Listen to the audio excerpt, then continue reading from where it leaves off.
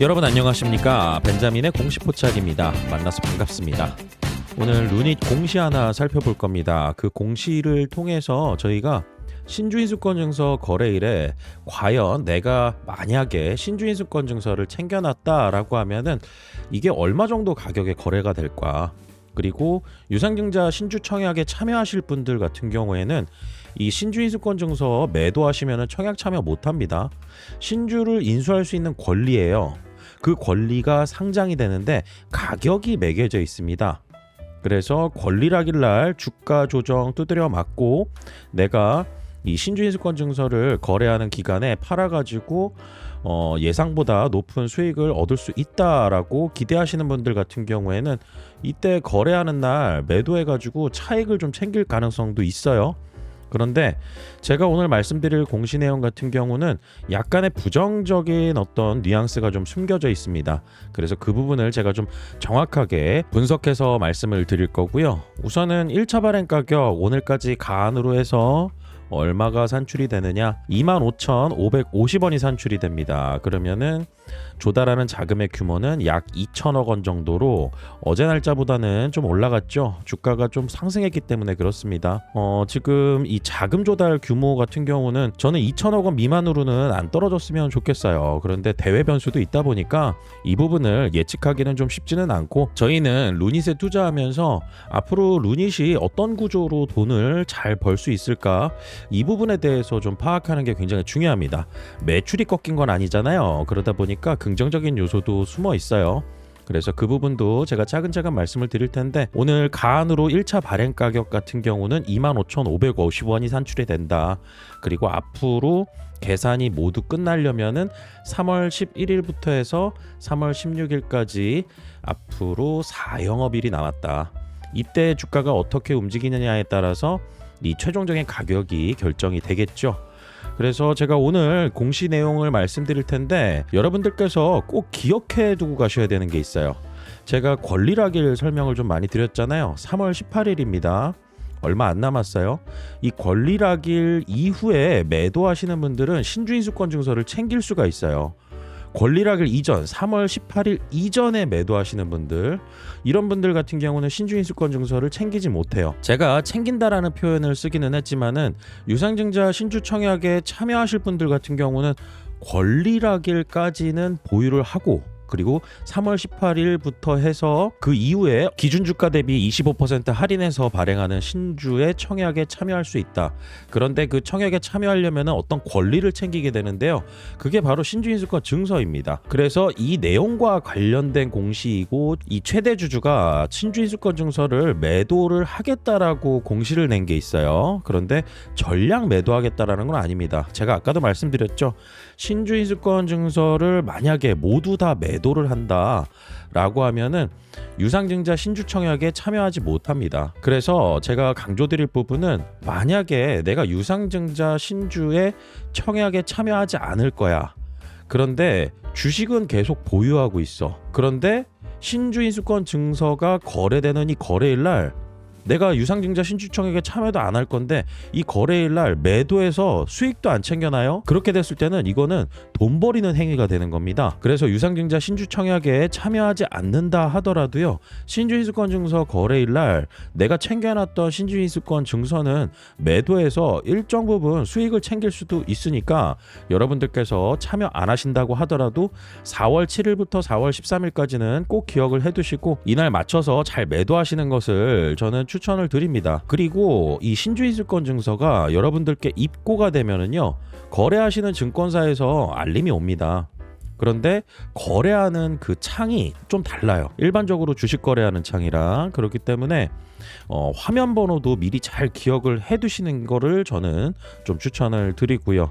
그래서 입고가 분명히 되니까 그리고 알림도 오게 되니까 유상증자 신주청약에 참여하지 않는다 하더라도 내가 챙겨놓은 유상증자 신주 인수권 이게 있다라고 하면은 매도를 해서 일정 부분 현금화 시킬 수 있다. 이 부분을 꼭 기억을 해두시길 바랍니다. 자, 그러면 공시 하나만 보겠습니다. 총 2개가 올라왔는데 하나만 보셔도 돼요. 왜냐하면은 공통적인 내용이거든요. 우선은 이 백승욱이라는 분, 이 루닛의 최대 주주이죠. 창업자고요. 그래서 이 백승욱이라는 분이 최대 주주인데 이분이 앞으로 신주인수권 증서가 입고가 될 거 아니겠어요? 신주인수권 증서를 처분을 하겠다라는 공시입니다. 그런데 전부 다 처분하겠다라는 게 아니에요. 신주청약에 배정받은 주식수의 15% 참여한다라고 얘기했잖아요. 그리고 지금 여기 보시면은요, 장외 매도로 특정 증권 등의 수, 그래서 주식수라고 나와 있죠. 45만 3,691주 이만큼을 처분을 하겠다라는 겁니다. 나머지는 유상증자에 참여하겠다라는 것이고, 그래서 최종적으로 부여받은 이 주식수 53만 3,753주입니다.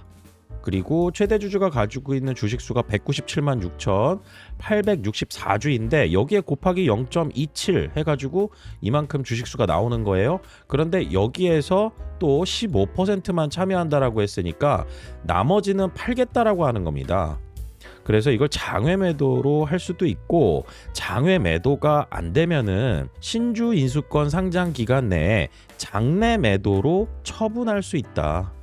그래서 장외에서 처분을 하게 될 때는 또 공시로 나오게 될 거예요. 그런데 이 공시가 안 나왔다라고 하면은 장내에서 매도를 하게 되고, 그 이후에 최대 주주 지분 변동에 대한 공시가 나오게 될 겁니다.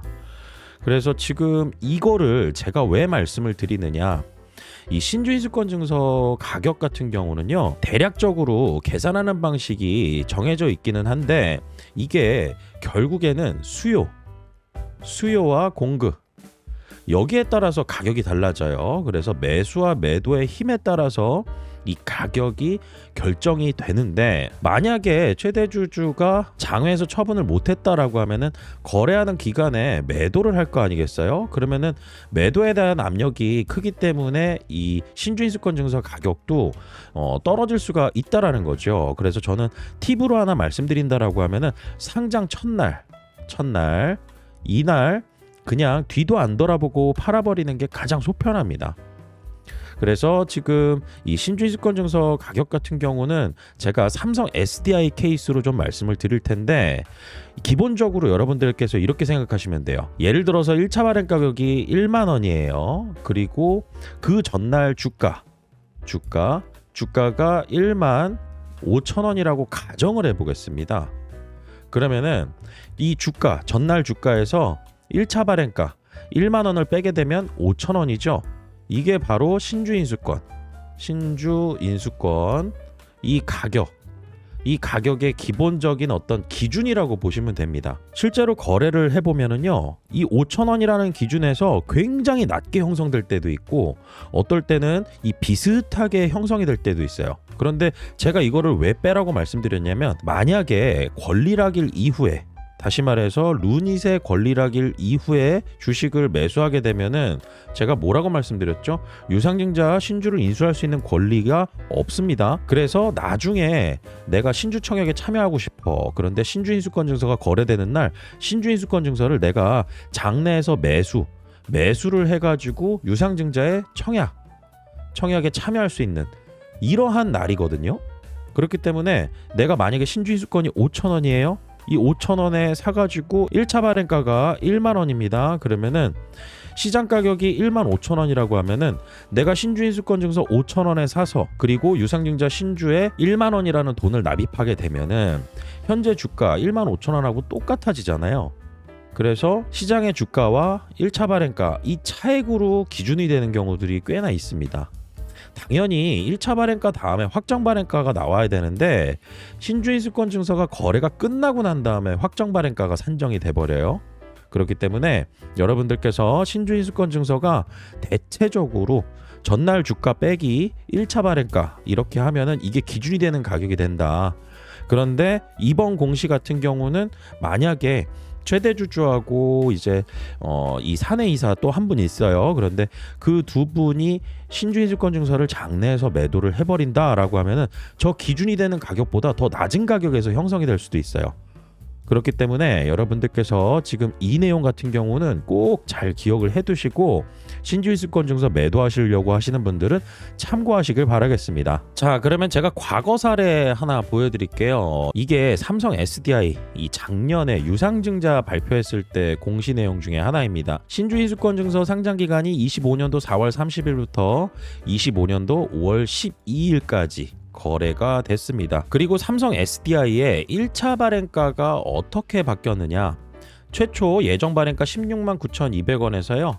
1차 발행가가 14만 6,200원으로 바뀌었습니다. 여기 똑같이 예정 발행가라고 나와 있는데 공시상에서는 확정 발행가 나오기 전에는 다 예정 발행가로 이렇게 기입을 하게 되어 있습니다. 그래서 최초 공시에서는 16만 9,200원이었는데 1차 발행가는 14만 6,200원이었다. 그러면은 제가 아까도 말씀드렸다시피 어떤 기준으로 볼 수가 있을까요? 당시의 주가 거래되기 전에 4월 30일부터 거래가 되는 거였죠. 그러면 4월 30일 이전의 주가, 이 주가에서 마이너스 1차 발행가 14만 6,200원 이렇게 빼게 되면은 어느 정도 기준 가격이 형성이 되겠죠. 그래서 이거를 또 공시 데이터를 통해서 확인해 볼 수가 있어요. 과거 데이터를. 자, 그러면은 삼성 SDI 4월 30일부터 거래가 되니까 이 전날 주가가 얼마였느냐? 18만 3,600원이었죠. 이걸 기억을 해 두시고 이제 이 자료를 보시면 돼요. 종가입니다. 이거는 삼성 SDI 40R. 이게 바로 삼성 SDI 유상증자 청약에 참여할 수 있는 신주 인수권 증서 이 종목의 이름입니다. 그래서 신주 인수권 증서 가격이 종가 34,450원으로 돼 있다. 그러면은 이걸 계산해 보면은요. 18만 3,600원에서 아까 1차 발행가 얼마였죠? 14만 6,200원이었죠. 그러면은 기준이 되는 가격이 37,400원 정도로 형성이 됩니다. 그런데 이거는 어디까지나 종가예요. 장 초반에 이보다 좀 높았어요. 그렇기 때문에 대체적으로 이런 가격으로 형성이 되는구나 이렇게 보시면 됩니다. 그러면은 다음 영업일에는 얼마가 되었을까요? 29,650원으로 떨어져 버리게 됩니다. 이거는 주가에 또 연동이 되어 있기 때문에 주가의 방향성에 따라서 만약에 주가가 막 10%, 20% 이렇게 올라가게 되는 상황이 돼 버리면은 신주인수권 증서 가격은 더 크게 올라가는 경우들도 있어요. 그리고 5월 7일 날 휴일은 빼야 되겠죠. 조회를 해보면은 삼성 SDI 유상증자 신주인수권 이게 4.72% 빠져가지고 28,250원까지 빠져요. 그래서 제가 말씀드리지만은 웬만해서는 신주인수권 증서를 매도하시려고 하시는 분들은 거래 첫날에 이제 매도하시는 게 가장 좀 속 편하다. 제가 경험상 말씀드리는 겁니다. 중간에 엄청나게 뛰어오를 때가 있어요. 예전에 두산중공업 때 지금 사명 변경하기 전에 두산중공업 때 그때 유상증자 발표한 적이 있었거든요. 그때 신주인수권 증서가 거래 기간 동안 굉장히 급등했었던 그러한 사례들도 있기는 하지만 이거는 예측 불가의 영역입니다.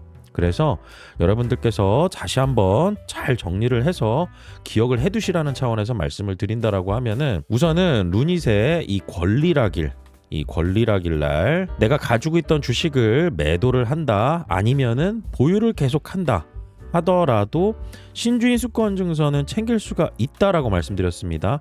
권리락일이 3월 18일이에요. 이 날을 포함해서 그 뒤에 팔더라도 신주인수권 증서는 가지고 있는 것이다. 그런데 아까도 말씀드렸죠. 신주인수권 증서 거래일 이 거래일 동안은 내가 신주인수권 증서를 매도해가지고 일부 현금화를 할 수가 있다.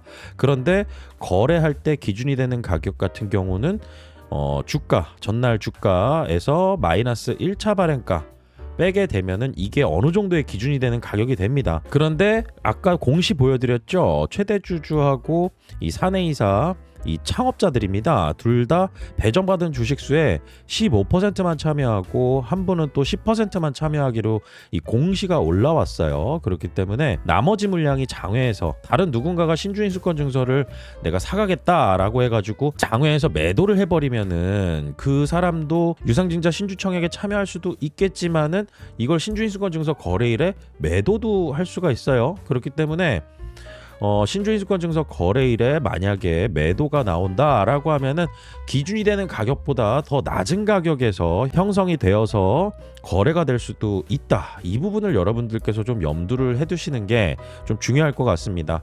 예전에 코난 테크놀로지도 이렇게 했었거든요. 그런데 장외에서 팔았어요. 장외에서 팔아가지고 신주인수권 증서가 상장이 됐는데 이때도 가격이 예상했던 기준 가격보다 굉장히 좀 낮게 형성되어 가지고 거래가 됐었고요. 한원 시스템도 그랬었습니다. 그렇기 때문에 여러분들께서 이 부분은 감안을 하시고 신주인수권 증서 거래 참고를 하시면 좋을 것 같다. 이렇게 말씀을 드릴 수 있을 것 같습니다. 그리고 언제나 말씀드리는 부분, 저 벤자민과 함께 여러분들께서 제가 올려드리는 주요 정보들을 바탕으로 투자 판단에 참고하시는 내용들을 확인하실 수 있는 거, 네이버에 벤자민의 공식 포착이라고 검색만 하시면은 네이버 프리미엄 컨텐츠 제가 운영하는 채널입니다. 여기에 구독만 해주시면은 제가 올려드리는 내용들 실시간으로 확인이 가능하세요.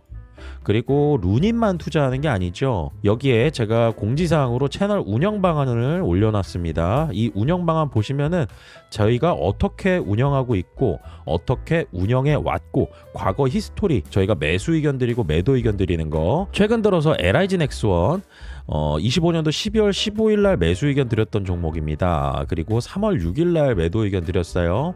편입 이후 122.56. 이 전쟁 때문에 이렇게 많이 올라간 건데 그 이전부터도 수익 구간이었었고, 이 전쟁이 날 것을 대비해 가지고 이렇게 주식을 LIG 넥스원을 매수 의견 드린 게 아니라 펀더멘탈적으로, 다시 말해서 실적 측면에서도 굉장히 좀 장점을 가지고 있었던 부분이 있었거든요. 그런데 전쟁이 터지고 나서 주가가 많이 올라가고 난 다음에 너무 오버슈팅을 해서 이 종목 같은 경우는 매도 의견을 드렸습니다. 그리고 현대중공업 같은 경우 제가 영상에서 한 번도 안 다뤘던 종목들이죠. 그래서 여러분들께서 제가 운영하는 채널에 입장하시게 되면은 제가 추천드리는 종목들 그리고 루닛의 실시간 정보들 바탕으로 투자 판단에 참고하실 수가 있습니다. 직접적으로 매수와 매도에 대한 의견을 드리는 곳입니다. 그래서 네이버에 검색하시거나 아니면은 영상 고정 댓글 그리고 설명란 확인해 보시면 제가 링크 걸어놨으니까요. 앞으로 저 벤자민과 함께 정보 공유 잘 하시고요. 좋은 투자 수익 기회도 잘 만들어 가시길 바라겠습니다. 오늘 영상 마치겠습니다. 구독과 좋아요는 큰 힘이 됩니다. 벤자민이었습니다.